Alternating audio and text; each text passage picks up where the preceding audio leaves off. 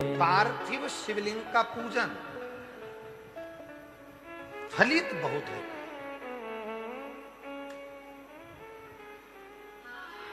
कई लोग कहते हैं घर में पार्थिव लिंग का पूजन करेंगे उसका फल मिलता है। बहुत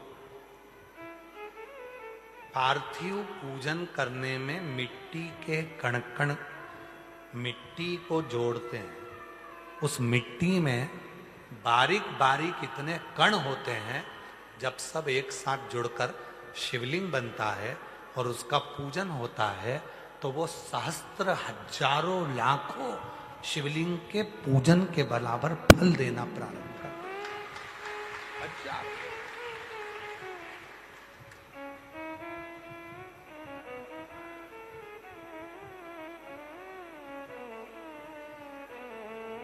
करो उसका पूजन। मां जगत जननी जगदम्बा अम्बा पार्वती जी देव ऋषि नारद ने कह दिया था इसको जो पति मिलेगा वो नग्न वेशधारी मिलेगा। मैनावती रोती थी, मेरी बेटी की शादी कैसे करूं। भरोसा दृढ़ हुआ।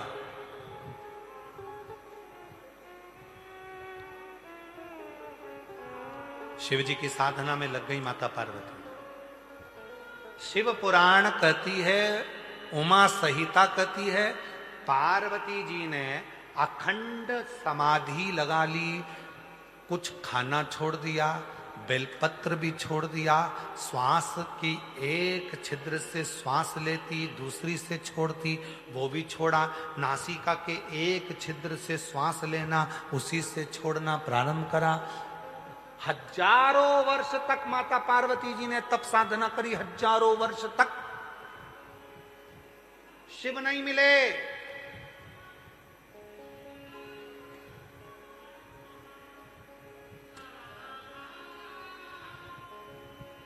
ना व्रत से मिलता है ना साधना से मिलता है।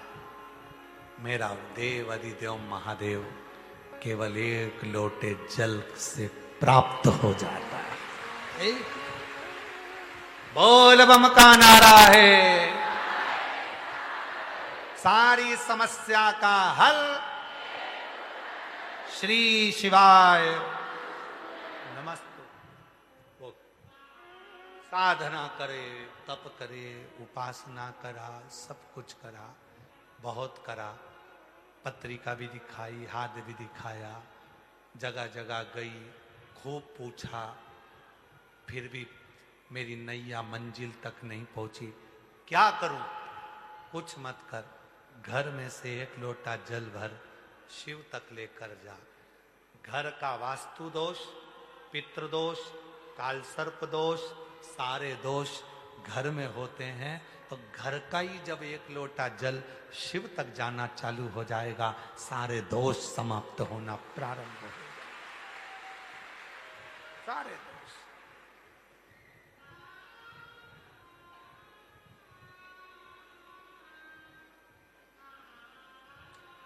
इस मन को शिव तक ले जाओ, इसको इधर उधर डोलाओ नहीं। तो वो फिर बात आ गई, भौरे ने खिलाया फूल फूल को भौरे ने खिलाया फूल फूल को ले गया राजकुंवर। भौरे तू कहना न भूल फूल तेरा हो जाए इधर उधर। भौरे ने खिलाया फूल फूल को ले गया राजकुंवर। ये मन, ये चित्त, ये वृत्ति, ये हृदय, ये नयन, ये दृष्टि, ये श्रवण शक्ति, ये जिह्वा, ये वाणी, ये श्वास, सबको केंद्रित कर कर जब शंकर के मंदिर में एक लोटा जल चढ़ाते हो, उस समय पर हमारे जीवन के सारे दोष, सारी परेशानियां, सारे कष्ट, सारी तकलीफें हमारी नहीं रहती, शिव की हो जाती है। और शंकर उस समस्या का हल करना प्रारंभ कर देते हैं। सारी समस्या का हल एक लोटा, केवल एक लोटा, सब दुख कटना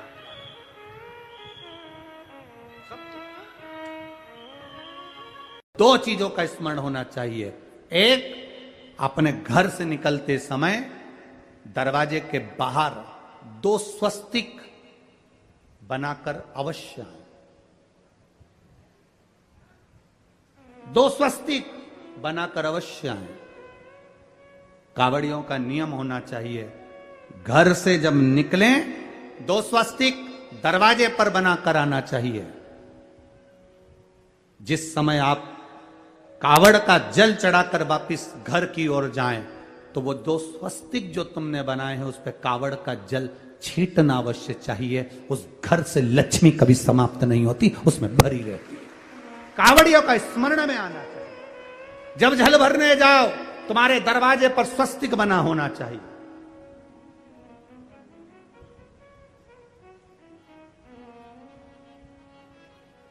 तुम्हारे दरवाजे पर 2 स्वस्तिक का स्मरण होना चाहिए। मेरा शिव, मेरे गोरा, मेरा गणेश, मेरी रिद्धि, मेरी सिद्धि, मेरे देव नारायण, लक्ष्मी, राम, सीता, मेरे कृष्ण, मेरी राधा, सब वहीं पर विराजमान हो जाए। सर्वस्व वहीं।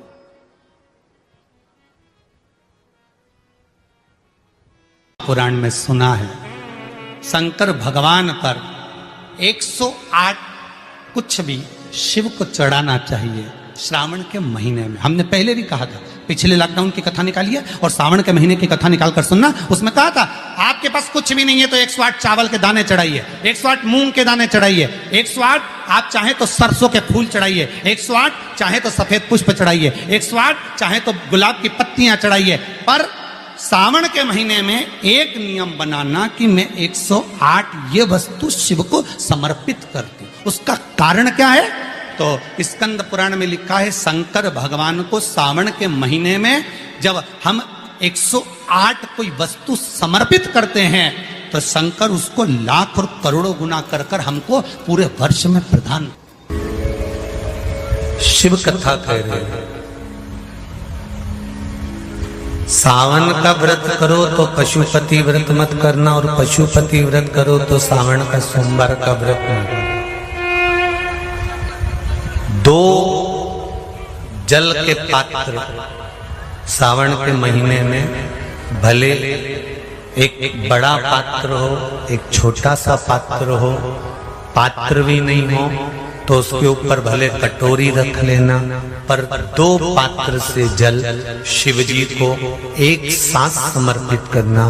शंकर भगवान कहते हैं श्रावण के महीने में भार बढ़ जाता है, इसलिए पार्वती और गंगा ये दोनों संभालती हैं। इसलिए श्रावण के महीने में जल वृष्टि भी अपार होती है। बाकी के आषाढ़ में हुई, कुंवार में हुई, भादों में हुई कि नहीं हुई, पर श्रावण की जल वृष्टि की महत्वता ज्यादा। गंगा और पार्वती दोनों प्रबल होती, गंगा और पार्वती दोनों प्रबल। अब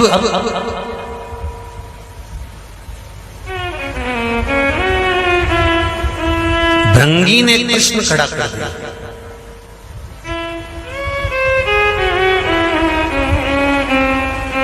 लिंग महापुराण,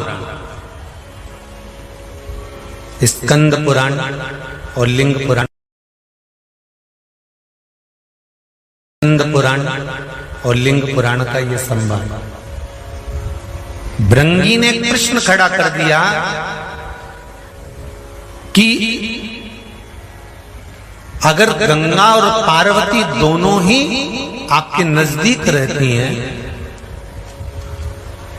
तो क्या गंगा आपके मस्तक पर नहीं रहेगी? शंकर भगवान कहते हैं, सुनो भृंगी,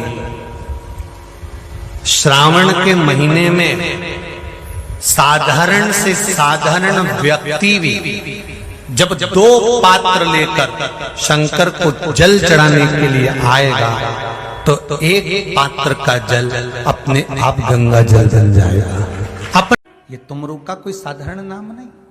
फिर निवेदन करूंगा, जिस नारी का गर्भ ना ठेरता हो, 12-12 साल हो गए हो, 18 साल हो गए हो, 15 साल हो गए, 10 साल हो गए, अगर संतान नहीं है, बच्चे नहीं है, तो निवेदन करूंगा, सफेद आंकड़े की जड़, सफेद आंकड़े की जड़ लेकर आपका एमसी परेड का जब 7वां दिन हो जाए, रजस्वला धर्म का जब 7वां दिन हो जाए, तो सफेद आंकड़े की जड़ को शंकर के शिवलिंग के ऊपर से 21 बार तुमरुका जी का नाम लेकर घुमाइए और उस सफेद आंकड़े की जड़ को लाल धागे में कमर पर बांध लो 7वें दिन ही महाराज।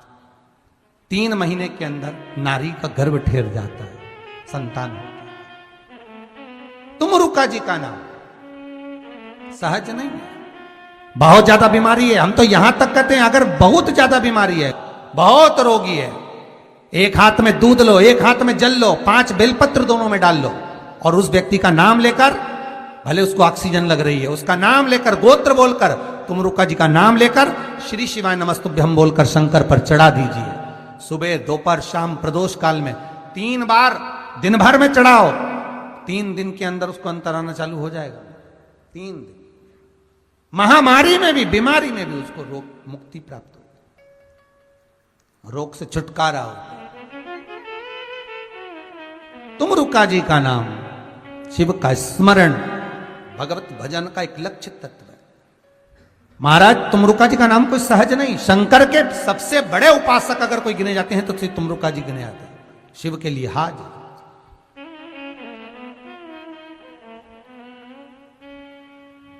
शिव का स्मरण।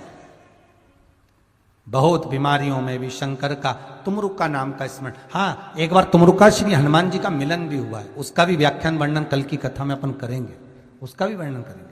श्री हनुमान जी महाराज और तुमरुका जी का मिलन, वो भी अपन स्मरण करें, वो भी अपन देखें। कोई सहजता नहीं है महाराज। और ध्यान रखिए, अगर कोई अदालत में केस चल रहा है, बहुत बड़ी समस्या में आप पड़ गए, बहुत बड़ा टेंशन बिल्कुल आकर खड़ा हो गया है, तो चंदन, एक लाल चंदन बाजार में मिलता है, पूजन वालों के यहां पूछना, लाल चंदन आता है। वो लाल चंदन को घिस कर उसमें थोड़ा सा तिल्ली का तेल डालकर महाराज हाथ में चंदन को लेकर शिवलिंग पर लगाएं और बड़ के पेड़ के नीचे, बड़ के जड़ में जाकर बटकेश्वर महादेव का नाम लेकर उस चंदन को लगाएं। उसी चंदन का हाथ किसी रुमाल पर लगा लीजिए और उस रुमाल को जेब में रखकर, कोई बहुत ज्यादा दिक्कत और परेशानी है, उस स्थान पर उसको लेकर बैठ जाइए। मन को भी शांति होगी, कार्य भी सफल होगा और सफलता प्राप्त होगी। बस तुमरुका जी का नाम का उसमें स्मरण करना है, कोई सहज नाम नहीं है। फिर निवेदन करूंगा, नारी अगर बच्चे को जन्म देती है और बच्चा 4 महीना 6 महीने तक गर्भ में रहता है, उसके बाद अवर्षण हो जाता है, तो एक नरियल पर, श्रीफल पर स्त्री के हाइट की मोली, मोली मतलब नाड़ा जो हाथ में बांधते हैं, लच्छा, उसको नाप लीजिए और तुमरुका जी का नाम लेकर उस नरियल पर लपेटकर अपना नाम और गोत्र बोलकर शंकर जी के शिवलिंग के पास में जो जलाधारी होती है चारों तरफ, शिवलिंग के पास में वहां रख दीजिए। शिव के शिवलिंग का स्पर्श करिए, एक बेलपत्र उठाकर मंदिर की चौखट पर खा लो, तुमरुका जी का नाम लेकर। महाराज होने वाला जो बच्चा है वो पूर्ण होगा, बीच में अवर्षण नहीं होगा, बच्चा समाप्त नहीं होगा महाराज, और स्वस्थ उत्पन्न होगा। ये तुमरुका जी का नाम जीवन में सुख की अनुभूति कराने वाला है, आनंद की अनुभूति कराने, सहज नहीं है। शंकर का अनुमोदन, शिव का स्मरण, स्वयं शंकर और पार्वती भगवान आनंद के साथ में चलते हैं और शिव महापुराण की कथा को श्रवण करने के लिए पहुंचते हैं। शंकर भगवान की कथा सुनने के लिए जब पहुंचे, आनंद में विराजमान हुए और कथा तुमरुका जी प्रारंभ करते हैं। चंचुला देवी भाव से श्रवण करती है। अखंड सौभाग्य को पाने के लिए माता चंचुला देवी इस पावन कथा को सुनना चाहती, पावन चरित्र को सुनना चाहती। शिव महापुराण वर्णन करती है, किसी भी छठ के दिन, चाहे अंधेरी की छठ हो, चाहे उजाले की छठ हो, किसी भी छठ के दिन अगर षडानंद कार्तिकेय जी महाराज का नाम लेकर 6 बेलपत्र और उस 6 बेलपत्र पर 6 दुर्वा, 6 पुष्प, 6 अक्षत के दाने रखकर षडानंद कार्तिकेय बाबा के स्मरण कर कर शिवलिंग की जो जलाधारी है, उस जलाधारी पर जहाँ अशोक सुंदरी का स्थान है, उसी के पास में कार्तिकेय जी का स्थान है। किसी भी छठ पर यदि आप बाबा को वो बेलपत्र, वो दुर्वा, वो पुष्प, वो अक्षत का दाना 6 समर्पित करते हैं, किसी भी छठ के दिन, षष्ठी के दिन स्कंद भगवान का नाम लेकर, स्कंदेश्वर बाबा का नाम लेकर, कार्तिकेय बाबा का नाम लेकर यदि समर्पित करते हैं तो जिंदगी में कितना भी कर्जा हो, वो कर्जा 3 महीने के अंदर समाप्त होता ही है। कितना भी कर्जा, आप अपनी पूर्ण ऊर्जा के साथ में शिव महापुराण की कथा कहती है, 6 बेलपत्र, 6 पुष्प, 6 दुर्वा, 6 चावल के दाने और साथ में अपना परिश्रम पूर्ण करो। छठ के दिन स्कंद भगवान का नाम लेकर, स्कंदेश्वर का नाम लेकर भगवान शंकर के जलाधारी पर समर्पित करो, शिव जी से प्रार्थना करो और अपनी मेहनत को 4 चांद लगाओ, कर्जा चूकेगा जरूर, समाप्त हो जाएगा। हम ईश्वर को जानेंगे कैसे, हम ईश्वर को पहचानेंगे कैसे, हम शंकर को पहचानें कैसे? भगवान तो आएगा हमारे दुख को मिटाने के लिए, हमारे कष्ट को मिटाने के लिए, हमारी तकलीफों को दूर करने के लिए। पर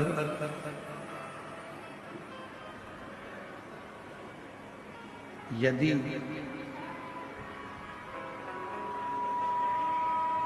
मान लो परमात्मा आ भी जाए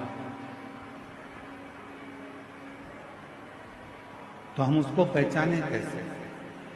और यही संवाद रामचरितमानस के अंतर्गत भी आया,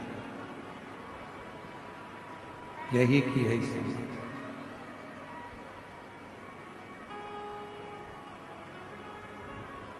मातंग बाबा से शबरी अम्बा ने,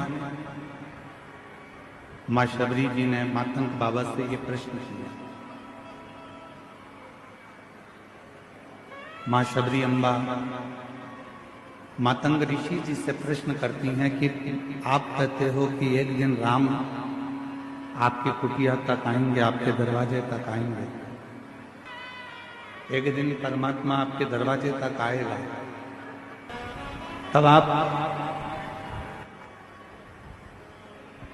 कह रहे हो कि परमात्मा का दर्शन होगा, भगवान शबरी तुम्हारे दरवाजे तक आएगा, पर शबरी कह रही है कि मेरे दरवाजे पर भगवान आएगा तो मैं उसको पहचानूंगी कैसे?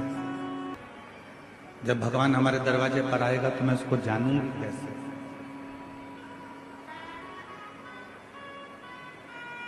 हम उसको पहचान कैसे पाएंगे, हम उसको जान कैसे पाएंगे?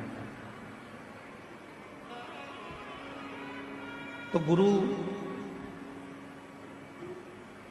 मातंग ऋषि ने शब्द कहा, शबरी तुम परमात्मा को पहचानोगी कि नहीं पहचानोगी हम नहीं जानते, हम तो इतना जरूर जानते हैं कि तुम रोज यदि उस परमात्मा को याद करोगी और परमात्मा जब तुम्हारे नजदीक में आएंगे तो तुम परमात्मा को पहचानोगी कि नहीं पहचानोगी हम नहीं जानते, पर यह जरूर है कि परमात्मा तुमको जरूर पहचान जाएगा।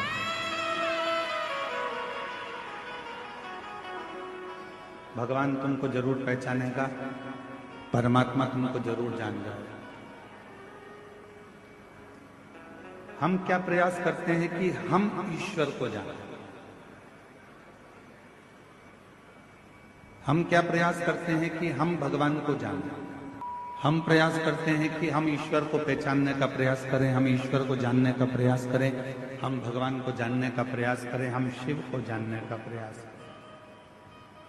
पर शिव महापुराण की कथा कहती है कि आप भगवान का इतना भजन करो, आप भगवान की इतनी भक्ति करो, आप परमात्मा का इतना मंत्र जाप करो, आप परमात्मा का इतना मंत्र स्मरण करो,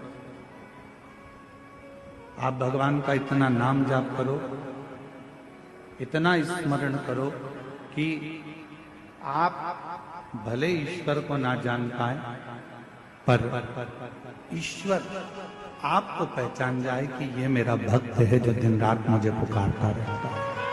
हम ईश्वर को जाने ना जाने, पर जब हमारी भगवान शिव के प्रति अविरल भक्ति उत्पन्न हो जाए, जब हमारे भजन का बल बढ़ जाए, तो वो ईश्वर हमको जरूर, जो महापुराण में तो यहां तक वर्णन किया गया है कि यदि मार्गशीर्ष मास के आर्द्रा नक्षत्र के दिन ब्रह्म मुहूर्त से लेकर शाम को प्रदोष काल तक अगर कोई एक बार भी भगवान शंकर के शिवलिंग का दर्शन कर लेता है, तो उसकी जिंदगी में उसने कितने भी व्रत करे हो, उपास करे हो, उन व्रतों में, उन उपासों में अगर कोई त्रुटि रह गई है, कोई गलती हो गई, कोई यज्ञ करा, अनुष्ठान करा, साधना करी, तप करा, व्रत करा, दान करा, पुण्य करा, सत्कर्म करा, उसमें अगर कोई त्रुटि रह जाती है,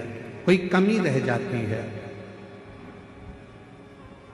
कुछ छूट गया होता है, तो केवल मार्गशीर्ष मास के आर्द्रा नक्षत्र के दिन भगवान शंकर के शिवलिंग का दर्शन कर लेने से वो सारी त्रुटियां समाप्त हो जाती है और शिव की कृपा। अब कितनी बड़ी कृपा है भगवान शंकर जी की कि ये 5 दिन की जो कथा है, 6 तारीख से 10 तारीख तक जो हो रही है 5 दिन की कथा, उसमें बीच में 9 तारीख पड़ रही है, और उस 9 तारीख को मेरे शंकर भगवान की प्रथम ज्योति का दर्शन हुआ, शिवलिंग का दर्शन हुआ आर्द्रा नक्षत्र के दिन भगवान शिव।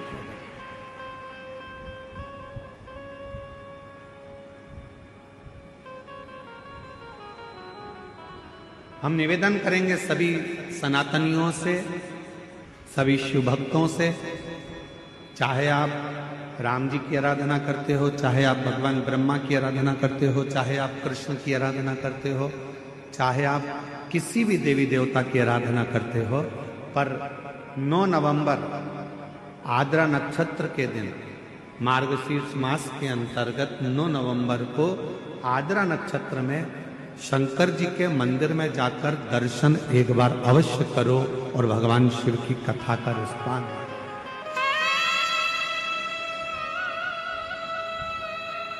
अवश्य।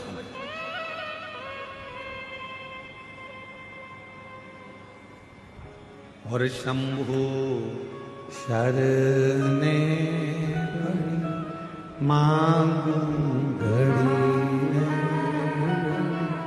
दुख काटो दया कर दर्शन। शिव की आराधना का सुख कहीं ना कहीं भगवान ऐसी कृपा करता है, शिव ऐसी करुणा करते हैं, भगवान शंकर ऐसी दया करते हैं, ऐसी कृपा कर देते हैं कि आपको शिव अपनी ओर खींच लेते हैं। अभी आशीष जी कह रहे थे अपने व्याख्यान में कि गुरुजी ने ये करा है कि सबके गले में, सनातनियों के गले में रुद्राक्ष रहे। हमारा एक लक्ष्य है, सर्वे भवन्तु।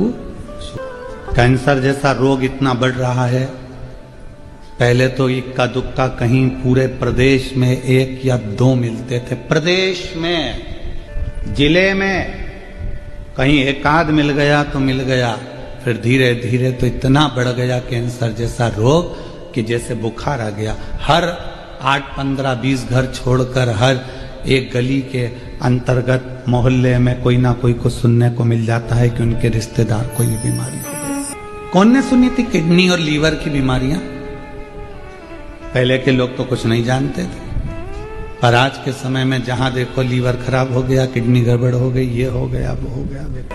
इन बीमारियों से सब ग्रसित है। ऐसा कोई संसार का मनुष्य नहीं है जो बीमारियों से घिरा नहीं है। पर जिसने, और हम फिर कहेंगे कि सियोर वाले महाराज पर विश्वास भले मत करना, पर शिव पुराण पर, स्कंद पुराण पर विश्वास करना, पढ़ना। उसमें लिखा है शरीर का ऐसा कोई रोग नहीं। शंकर भगवान स्वयं जगत जननी अम्बा को उमा संहिता में कहते हैं, पार्वती मनुष्य देह के अंतर्गत कली काल में शरीर का ऐसा कोई रोग नहीं जिसको मेरे अश्रु से प्रकट हुआ रुद्राक्ष मिटा नहीं सकता। एक मुखी से लेकर 14 मुखी रुद्राक्ष का वर्णन शिव महापुराण में है। एक मुखी से लेकर 16 मुखी तक रुद्राक्ष का वर्णन स्कंद पुराण में है। ऐसा कोई रोग नहीं है जिसका निवारण रुद्राक्ष नहीं करता हो। ये शिव कह रहे हैं, सियोर वाला महाराज नहीं। शिव महापुराण में भगवान शंकर स्वयं कह रहे हैं, पार्वती धारण करो शरीर पर। शरीर में अगर ज्यादा रोग है तो उसको तांबे के कलश में गलाकर वो जल शिव जी को चढ़ाओ, चढ़ाकर आचमन करो। पूरी दुनिया में केवल एक सीहोर का रुद्राक्ष ऐसा है जिसको रिसर्च सेंटरों में 1000 बार रिसर्च मारा गया है, केवल सीहोर के रुद्राक्ष। कि आखिर ऐसा क्या हो रहा है कि इतने पत्र भरे पड़े हुए हैं, लोगों को संतान हो रही है, किसी का किडनी, किसी का लीवर, किसी का थायराइड सब ठीक हो रहा है, किसी का चर्म रोग ठीक हो रहा है। हजारों बार रिसर्च करा गया, तब पता चला कि ये रुद्राक्ष गंडकी रुद्राक्ष है। इसमें गंडकी नदी का जल का तत्व आता है और वो रुद्राक्ष का जल हमारे शरीर के अंदर जब जाता है तो वो जैसे गंडकी नदी में पड़ा हुआ एक पाषाण, एक पत्थर सालिग्राम बन जाता है, उसी तरह गंडकी का रुद्राक्ष हमारे जीवन को एक आनंद प्रदान करता है, सुख प्रदान करता है। पर रुद्राक्ष हो, चाहे बेलपत्र हो, चाहे श्री शिवाय नमस्तुभ्यम हो, चाहे एक लोटा जल हो, कब असर करेगा? जब आपने उस पर पूर्ण विश्वास कर लिया, भरोसा। एक पत्र है, कथा की शुरुआत में वो पत्र जलगांव के सदाकर है कि सवाकर है, सुधाकर नगर गोदावरी कॉलेज। मेरा नाम मंदा संभाजी पवार है। कहीं बैठी हो तो हाथ हिला सकती हैं। मंदा संभाजी पवार, आप ही आइए। मैं बाबा को प्रणाम करने के लिए आई हूं। गुरुदेव, एक लोटे जल का मेरे बेटे के गले में 2 गठाने थी। वो अस्पताल जाकर हम लोगों ने दिखाया, पुणे भी, नासिक भी, इन सभी अस्पतालों में जांच कराई तो पता चला कि कैंसर की गठान। अब कैंसर की गठान सुनकर दिल तो रो दिया। तब पता चला कि कैंसर की गठान है। इतना तकलीफ हुआ कि बेटे को और गले में 2 कैंसर की गठान। हम पुणे दिखाए, नासिक दिखाए, सब जगह दिखाए। ऑपरेशन ना कराऊं, कुछ ऐसा हो जाए कि मेरा कैंसर ठीक हो जाए।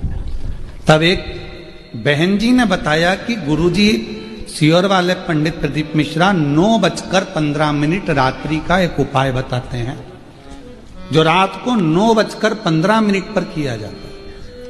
और यदि वो उपाय सटीकता से अच्छे से अगर करा तो निश्चित है कि आराम मिलेगा। सियोर का रुद्राक्ष लाए, 9:15 वाला रात्रि का उपाय करना प्रारंभ करा और बाबा की ऐसी कृपा हुई कि बेटे की गांठ की जांच मुंबई भेज दी गई। और मुंबई से जब जवाब आया तो पूरी गठाने नील थी, बाबा की कृपा से।